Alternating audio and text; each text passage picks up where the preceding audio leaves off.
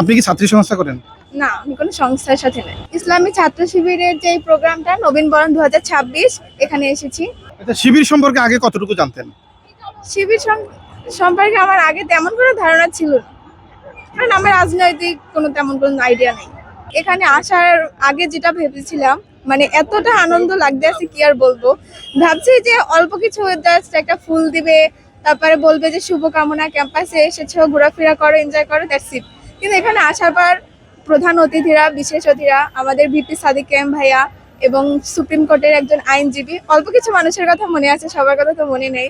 ওনারা আমাদের জন্য বিশেষ উপদেশ দিয়েছেন, সেই উপদেশ শুনলাম এবং অনেক কিছু জানলাম যেটা আগে জানতাম না, এবং এখন খুব ভালো লাগতে আছে। এবং আমি একটা ঠিক করেছি যে তাদের মধ্যে আমিও একদিন হব, যে এরকম কোন একটা প্রোগ্রামে আমাকেও কেউ বিশেষ অতিথি হিসেবে রাখবে। আপনি রেজিস্ট্রেশন করার সময় কত টাকা দিয়েছেন? এখানে তো কোনো টাকার দরকারই হয়নি, ফ্রিতে। এমনি এমনি এমনি এমনি গিফট পাইতে তো ভালোই লাগে, তাই না? ফ্রিতে রেজিস্ট্রেশন, ফ্রিতে গিফট। ব্যাগ দিয়েছে, কোরআন শরীফ যেটা সব থেকে গুরুত্বপূর্ণ, মূল্যবান, কলম, ডায়েরি, তারপরে সব থেকে গুরুত্বপূর্ণ যেটা আমরা পেয়েছি কিছু মূল্যবান কথা।